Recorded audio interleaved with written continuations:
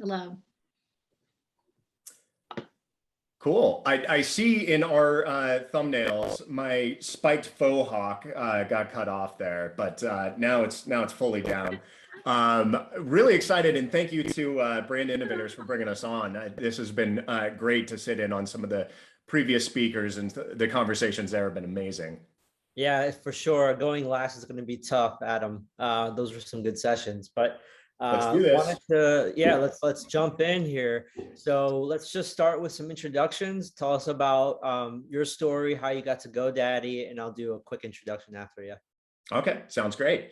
I'm Adam Palmer. I've been at GoDaddy as the Director of Creative Production Operations for 2.5 years now. Prior to that, I spent 15 years at Viacom working at MTV, VH1, and BET, and had 15 great years there, but decided to make the jump over to the brand side, seeing some great opportunities in a lot of things that the last speakers and Brad and Eli were talking about on in-housing with a lot of the creative and branding work. Oh, wow. In-housing is such a buzzword, and it triggers some memories from my experience at TubeMogul as well. So just a quick background about myself. I'm based in New York, and I actually joined Celtra last year in August, coming from Adobe, working with clients today that include like an Adidas or a GoPro, et cetera, just helping scale content. As you know, that creative gap is widening every day. It is. It sounds like, oh, go ahead. Oh, no, go for it. I was going to say, it sounds like you spent a lot of time in New York, so it's always good to commensurate with fellow New Yorkers. So 100%. I think we have real quick. During the research for our Fireside chat, I saw that you were a big part of Made in America. If you can tell us a little bit about what that is for the folks that are here and are dialed in or on the video, would love to hear more about it. Absolutely. Since the screen's up, why don't we go ahead and watch a little bit, and then I'll talk it back. All right, cool. Sounds good. The average person in the United States does not come from privilege. At GoDaddy, our mission is to make opportunity inclusive for all. Entrepreneurship is not just a business, it is about our whole lives. I have been working my tail off on just trying to find new partnerships, new clients, new experiences. My name is Busy Ramsey, and this is Just Energy Entertainment. Here we go. 3, 2, 1. I'm a farmer and an owner on the Navajo Nation. On Navajo, if we're not healthy, then our community can't go on. Our first season, we grew enough for maybe one salad. I'm stressed, I'm not gonna lie, but I'm gonna take it on. This is not a hobby, this is a way of life. We have to make it work. Nice. I have to release some news to you. It's big news for us. It means a lot to me because you're able to show your community that you're there. So many of us, after a long, hard year, we're still here. Watch the full episodes of Made in America, a GoDaddy series. That was great. Yeah, tell us a little bit more about the series. So the series is now entering into its 3rd season. Every season we look at different areas and regions within America. We've been now to Memphis, Tennessee, Atlanta, Georgia, and this season that launches next week on October 14th takes place in Phoenix, Arizona. So as you saw in the trailer, we're in Phoenix, we're also in Navajo Nation. And really the impetus for this series was creating a touch point with audiences to really explore and really advocate the work that we're doing on the GoDaddy side to make opportunity accessible for all. That's one thing that we're really putting within our vision of our brand structure moving forward. And when I first started at GoDaddy, one of the first and most inspirational conversations that I had was speaking to our lead on the corporate social responsibility side and seeing the the work that that team is doing to basically enact and try to create that opportunity, really narrowed the opportunity gap where we see low opportunity areas where people are not, they don't have the access to peer networking of other entrepreneurs, of CDFIs and startup capital funding, even clear through to the angle where people like Sherilyn Yazzie, who's out in Navajo Nation, they have really limited bandwidth on internet connectivity. So looking at some of those challenges, you know, GoDaddy is all about the everyday entrepreneur. That's our customer. And there are some amazing stories to be told around that entrepreneurial journey. So from my vantage point, just hearing and seeing what culturally was happening within the confines of our company and the efforts that were being made, that to me was like a great first initial conversation to start ideating around what can we do to make that bigger and help others understand, you know, not just entrepreneurs, but individuals who can buy locally, right? They can buy from the mom and pop, buy from, make their purchases more purpose-driven around the cottage industries that we have across Main Street America. And that's really kind of the lifeblood of what we've been doing in all 3 seasons of Made in America to this point, which is really exciting. And it's been an amazing way to, you know, understand not just our customer, but understand the challenges that our economy faces as a larger, you know, macro view of this opportunity for entrepreneurs. Yeah, absolutely. I mean, especially even pre-COVID, entrepreneurs, you know, had difficulty accessing a lot of the resources you're talking about, I'm sure, but, you know, coming out of COVID as well and going through that, just watching some of the episodic series, it was really, you know, inspirational to see that. And I'll be totally upfront, prior to prepping for our Fireside chat, I hadn't heard about it, but through this pandemic, you know, just being home, my wife has been watching a lot of Shark Tank, and you know, I kind of passively watch, and then I watch some of the episodes for Made in America. The storytelling is great, and it seems really authentic versus kind of like, you know, people just coming on a bigger network trying to get advertisement for their brand. And, you know, it sounds like, it feels like a lot of work and time has been put into this to tell that story. So the follow-up there is, how did you guys get budget approval for this? So, you know, a lot of that, a good portion of that really comes through, you know, the want and need from our side to advocate, you know, these opportunity gaps that exist. So from a vision of the future from the GoDaddy standpoint is to radically shift the global economy towards the independent venture. And as we look at that, you know, in order to radically shift it, you have to call out some of those challenges that already are pre-existing, right? Some of those preconceived notions around, you know, starting your own business, how difficult that can be, and how personal that is to people once they do launch. It's a lot of it is putting yourself out there and the risk aversion that a lot of people have towards starting their independent venture. That being said, the fulfillment that comes from putting yourself out there, from having a purpose, from having a goal, and to see that come to fruition with your own business is you see it in the eyes of people that we work with, and our customers, and in individuals that you know personally through friends and family and your social network, to see them, you know, endeavor, you know, to go and open a brick and mortar or open an e-commerce based business. Those are the fulfillment level that they have coming out of that, and the amount of pride that they take in the work that they do really is incredible. So the funding for this really was an activation where we had a brand purpose. We had the vision of the brand. We had the work that we were already doing, which was highly crucial, right? Because, you know, with any cause-led branding, any messaging that you're putting out, if you're not really doing the hard work on the ground floor, it's going to ring hollow. No matter how pretty the pictures are, how well executed the design is, unless you're doing that hard work and making those laborious efforts, it's going to fall on deaf ears. And authenticity, as we know, is a huge component to connecting and creating that engagement, as opposed to turning somebody off within the audience because it's not clear that you're making that extra effort and energy.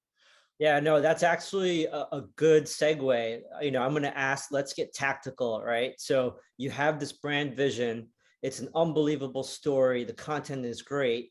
Would you consider this upper funnel, mid funnel? And then part two of that is, how do you then approach creative excellence and storytelling in the whole funnel? And, in contrast to buy the domain for 99 cents, where does this Made in America sit next to that? And how do you merge those two? It's a great question. And it's something that we're making the playbook while we're doing it, right? We're seeing what levers connect, not just with the audience externally, which is hugely important, and excited to get more into that side of creating content specifically for the audience. But the levers that you start to understand on the internal metrics side, like how does this lift our brand affinity? How does this have potential to push further into marketing funnel operations, right? Like how does that become a business tactic as well as a brand affinity play? So what we're seeing is ways to connect our bigger long form content plays like Made in America, and how we strategize around, these are customers that we now have a pretty deeply embedded relationship with, the customers that we've had in Memphis, the customers that we know and told the stories of in Atlanta and now Phoenix. Like those are actually really strong relationships based on the fact that we've been in the trenches filming documentary content with them for a good amount of time. So GoDaddy is not just a growth partner in their independent venture journey. They're also, advocates on their livelihood, right? Like we've seen them through challenges. We were in Atlanta for last season where we actually had a pandemic hit in the midst of filming, which is its own complete trial and tribulation of how you pull that off from a tactical standpoint. But as we look at it now, like these are inherent advocates for the brand, and utilizing that content in other ways is on the horizon, right? Is like, now how do we take that messaging and how do we communicate that out, right? And doing that under the guise and very, very much so putting at the forefront that entrepreneur, that casted, it's not casted talent, but that casted entrepreneur. How do we advocate for their story and really show their growth in their ventures? And that becomes something of, to speak very tactically, as you asked, that's, look, Made in America season 3 is a 50-minute documentary, right? That we've sliced up into 4 episodic, a 4-piece episodic series. But then we can look at that in terms of short form content. We can look at that in terms of advertising. We can look at that in terms of digital display and banner advertisements. It is for our content, but there is that connection that you start to see what GoDaddy's all about. And I think that's where you start talking about the funnel. I always think of us as like creating those particulates in the ozone that are leading down into that funnel, right? And making that connection of, cool, what are the CTAs? What are the next steps that you want your audience to take, whether it be something philanthropic minded, donating time, donating money, donating resources to some of these very worthwhile causes in partnership, like we did in Phoenix with the Better Business Bureau. How do we create some engagement there to push them into something that is really connected to the content? Mm-hmm.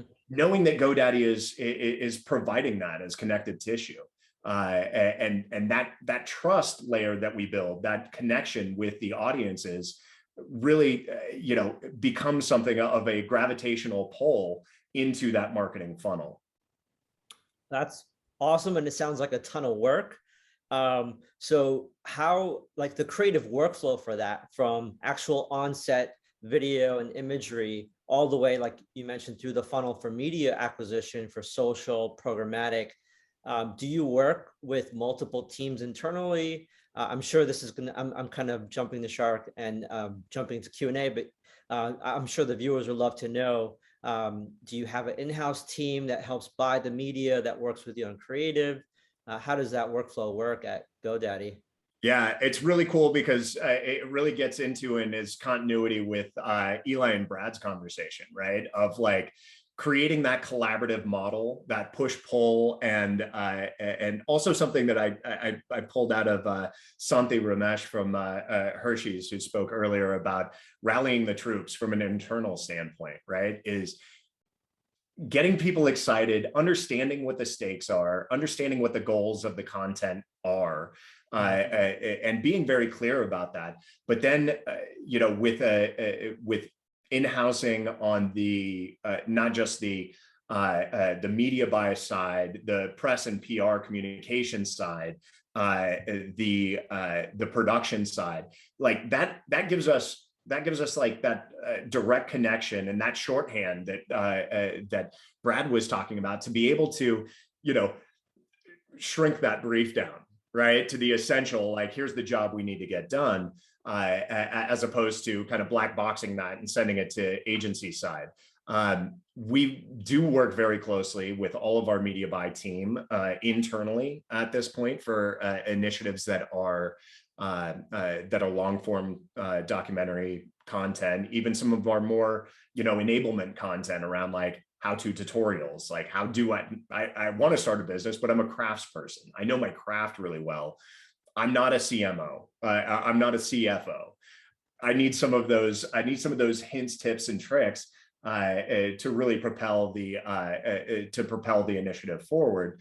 And that for us, you know, from a collaborative standpoint, it's really put just that much more wind in the sails when we talk about, you know, what media we target, what audiences we target, how we generate KPIs that are very, you know, specific and unique to this space. I mean, we're not talking about direct advertising. We're not talking about direct impact. We're talking about planting that seed in the ozone, in the particulates, and passing them down funnel. How do we create you know, the performance indicators around that say the work that we're doing is strong, the work that we're doing is engaging audiences, and that audience component really comes from you know, really strong audience listening that is sometimes a lot of boots on the ground, right? It's scrolling through comments that we're getting on video content, reviews that we get on our podcast content, you know, some of the breakthrough creative testing that we do in pre-production before we jump into publishing any of our content. Are we asking the right questions of our audience? And what is it that we see as the value proposition for the audience? That becomes really, I think that's without giving too many secrets away, that is the secret sauce, right? Is knowing that this content is actually drawing some utility from the people that you're promoting it to, or that through search and discovery find your content. Once they've found it, that's hard work, man. That's really hard work. So how do you connect that and dial that in to the point where it's like, you found me, I'm seeing you, and now I want to engage, right? Like, that's a big jump, and you have high attrition rates and how many people are going to dive into that. But you have to not, you know, miss that opportunity. You have to take that shot and connect with them with content that is going to engage with them, that they are, you know, that they are dialed into what it is that you've created. Yeah, no, I mean, you know, it's kind of spooky. It sounds like everyone is rowing in the same direction there at GoDaddy, because out just doing research on all the campaigns, I had read an interview of your CMO, Farrah Howard, and the interviewee had asked, you know, what advice would you offer to others entering the advertising industry, especially at this weird time? And I think the source content was from The Drum. And her answer, basically, I'm just going to read, quote, advertising is about creative connection between your message and your audience. Very similar to what you're saying, Adam. Despite the changes and weirdness that we're facing, it's fascinating time to be in the advertising because these changes and challenges are truly global, and that is rare. So yeah, it's very similar in a broader scope to what you're saying.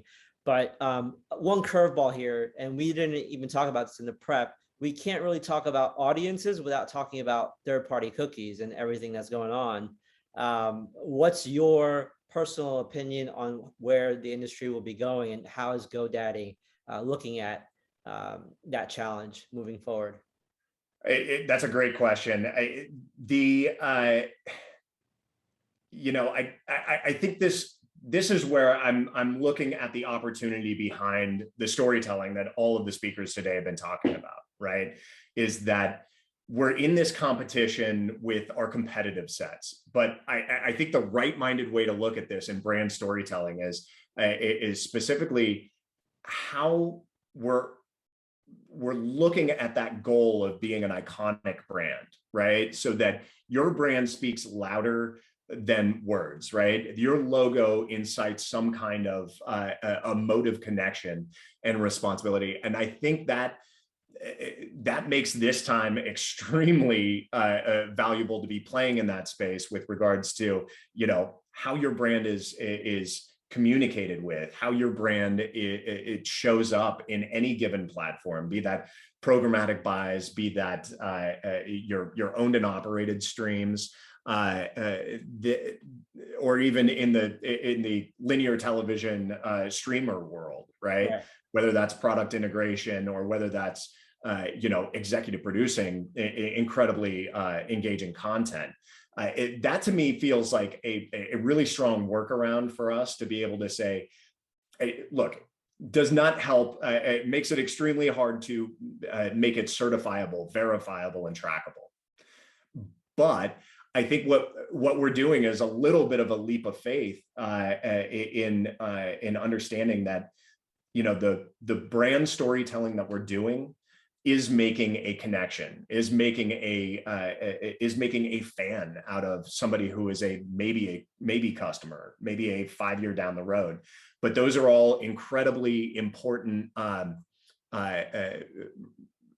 resources to put behind with that long tail opportunity in mind. Yeah, I mean, it sounds like you guys have a overarching strategy there, and I'm really looking forward to the next city, which is Phoenix. So when is that launching? October 14th. Nice. And how long does that take to shoot? So it actually varies. We had we've tried to be within like a 3 to 4 month period of principal photography on each of those seasons. The pandemic really led us in a direction, and I'll use a different series that we launched earlier this year called Go Forth, which is about adventurers. Their love of outdoors have led them to pursue a small business solopreneurship or a small business inspired by adventure. We actually got the great opportunity to work with Tony Hawk, who, nice. I mean, if you could look at the world of entrepreneurs who exist in that space, who have thrived in that space, a legendary skateboard icon is not a bad partner, and has really shown that, the inspiration that we derive out of this content, it can be pretty high level and really engaging. The idea behind principal photography on that, again, was kind of cookie cutting, and 3 months in the trenches is enough to really tell those stories, to give enough oxygen to those stories so that you do have a narrative arc, right? We're looking for those highs and lows. We're looking for those challenges. And ultimately, we want to see the payoff, right? As a viewer, you want to see, are those obstacles overcome? Are those financial barriers overcome? We didn't intend to produce this series Go Forth during a pandemic, and we were actually about 2 months into our principal photography and starting to wrap up some of those stories, right? We were seeing some great narrative storylines that were in the short term, and then it all got completely thrown for a loop with the pandemic.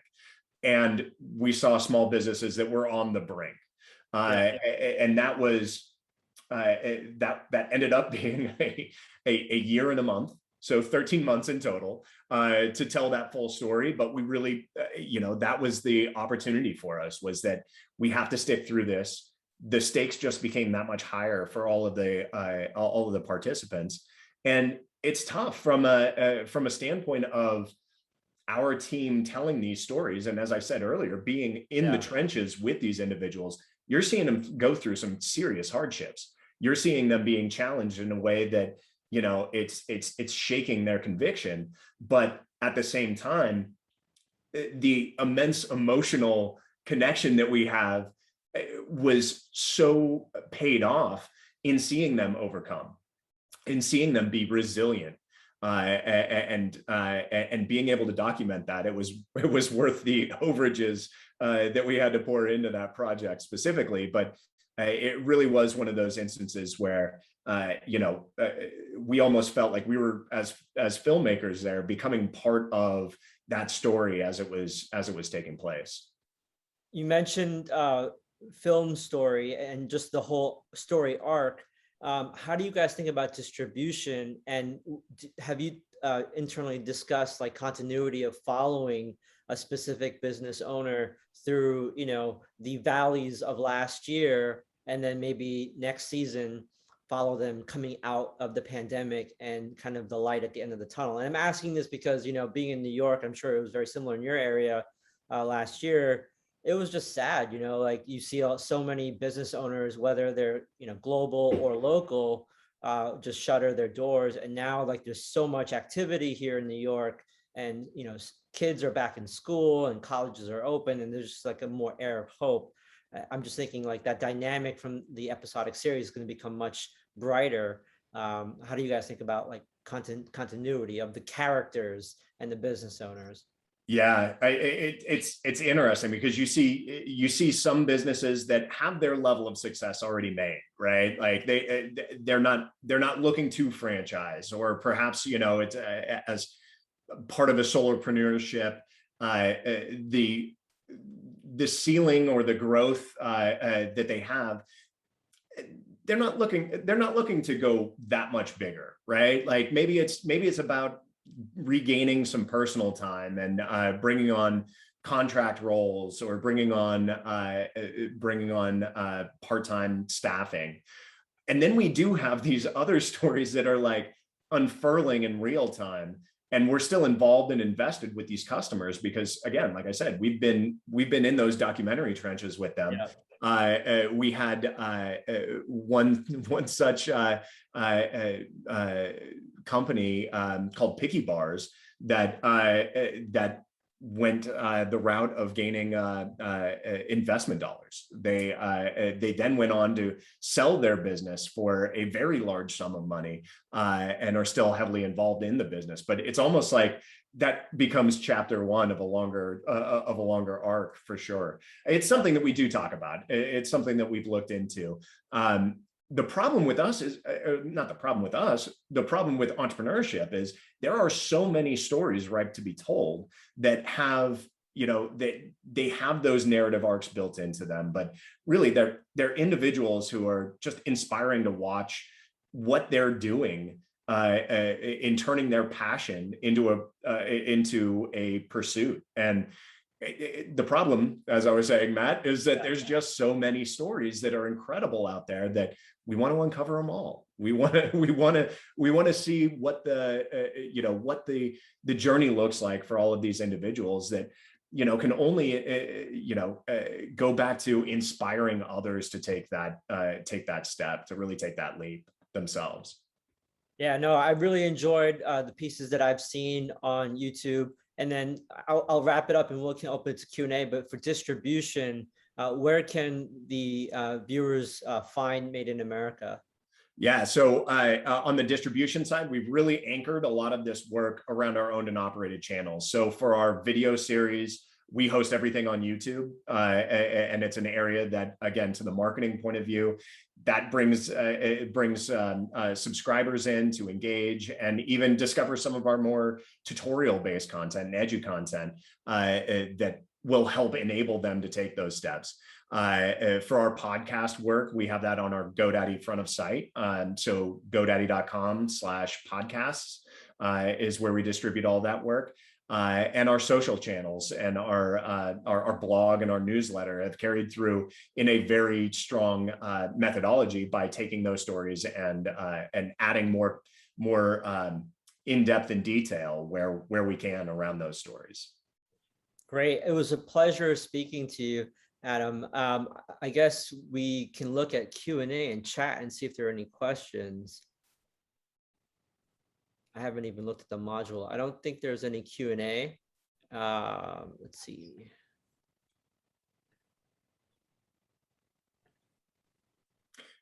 One thing I will touch on, Matt, as we're talking through this, is something else that I think has been really utility for us in building out this audience first content play is that has been very useful has been experimentation. And that's what I say for folks who are playing in the space of brand storytelling, and we're looking to really unlock the potential in that space. Experimentation and the in-housing has been a huge side of this. That the experimentation is necessary, right? We're doing a lot of work to really inspire and engage, but the audience is the one that's going to tell you what is working and what is not. Those experiments that we've run have been very, very tactical, clear up to we're going to try releasing, feature-length documentary and episodic content on our pages, right? We're going to look at interview-based content on different platforms and see what that looks like and feels like. And really, I did hear today a lot about the omni-channel approach, and I think that's where we're also looking at what those initiatives look like and how they can stand up for the audiences in a very platform specific manner, which is interesting because we have taken IP that our teams have created and looked at what that performs like and what that sounds like as a podcast versus a video, as a social series versus a podcast, right? So a lot of that experimentation has been really part of the secret sauce to keep learning, keep understanding our audience, ensuring that the value proposition that we create this work against really is doing the work that we need it to be doing, is reaching the audiences that it's intended for as well. So for A/B testing, you're pretty much doing this always on? Yes. Wow, that's a lot of work as well.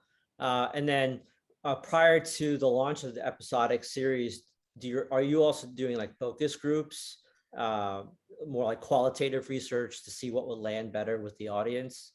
Absolutely. Yeah. And that's everything from creative quality to more quantitative sides of the test.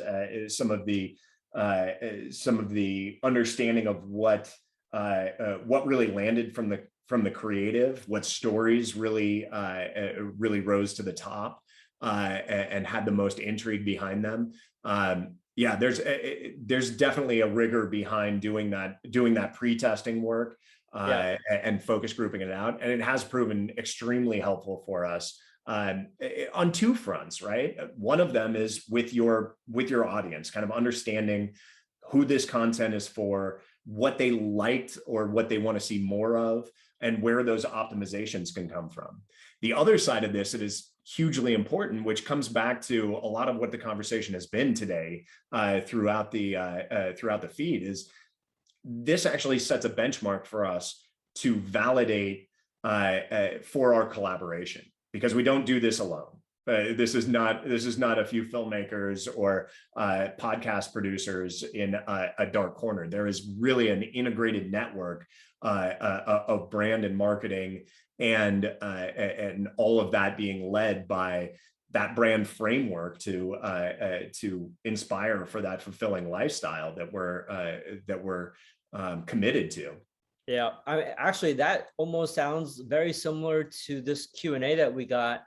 I'll read it out loud. It says, when it comes to communicating with your consumers, how do you think about the brand purpose, and how does that impact your approach to marketing? So the brand purpose, and this is all of the credit due to the brand and marketing leaderships, and GoDaddy specifically, but even beyond, because that is threading the needle work, right? The idea of leading with our brand purpose, as I said, with Made in America, that's really wearing our shirt, our heart in our shirt sleeve. How we take that through, and how we utilize that content or those assets, and add them into other parts of the funnel. How we look at a customer story and break that into more product-centric messaging, which has been known to happen, right? Like some of these incredibly inspiring stories that we're just like, yeah, we need some more. We need some more, storytelling around this that connects it back to our product, because one of the areas that we are actually much lighter touch in is that long form content. We want that to be audience first. We want that to be attention grabbing. The down funnel side of that becomes more of the, keep that corporate social responsibility, or keep that enabling the everyday entrepreneur as part of the message. It's writing those goals in the first place that actually gives us guardrails to go out and create, to go out and be on brand, even if we are insanely light touch with some of our product placements and the long form content. That was a great question. Yeah, thank you, whoever posted that one. Ariel, are there any questions in the Q&A? Let me see. You know what? I rejoined as a panelist. So I don't see any in the last minute or so. Oh, okay. I see one and I like it. So I'm how does GoDaddy differentiate itself? Let's hear it. How does GoDaddy differentiate itself from its competitors? It's great. I love this because it's something we talk about a lot. And the other side of this is, I would say, with an always on content strategy, who are the competitors?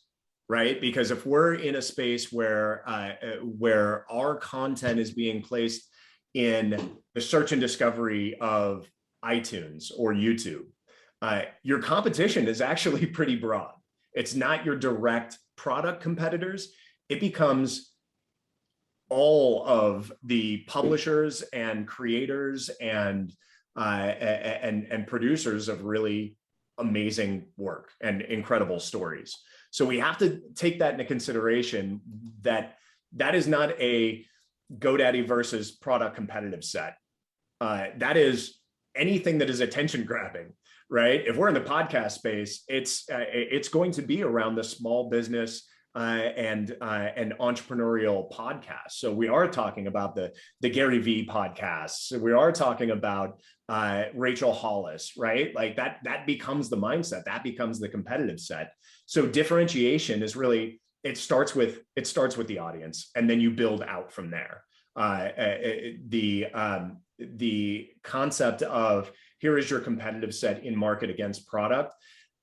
I won't say that we don't look at that and look at their brand storytelling goals and successes and accolades and aim for that. The other side of that, though, is we're taking very seriously everything that we do and put out in market for that platform. And that becomes extremely important, and why I think, I was so excited to jump from a media company and publisher distributor like Viacom over to the brand side, is that methodology and that thinking that, this is about your audience. This is about telling those impactful stories. I hope I answered that question. I really like that question too. Yeah, that was a great one. I love that. Well, thank you so much. Is there any other questions or closing words from the both of you? I just want to say thanks for the opportunity to have this discussion. For me, tactically, I'm usually in the weeds of creative automation and software and technology, but I really enjoy talking about the storytelling of the entrepreneur and the solo entrepreneur. My background, like my mother, I was raised by a single mother who owned the business. So seeing these transformative stories is inspiring. So thanks for putting out the content, Adam. And anyone that's watching this should definitely check out Made in America. It's done really well. It's high quality content. Really appreciate that plug, Matt. Yeah. Thanks, man. And thanks to Brand Innovators for putting this incredible panel together today. As Matt said, it's kind of tough to take up the caboose here, but the conversations have been ripe and I think have been really great. And just to make sure that you can find that, I would just, because we did get a question, where can you find it? Again, GoDaddy on YouTube and our podcast at godaddy.com/podcasts is the best place to see our full library of content.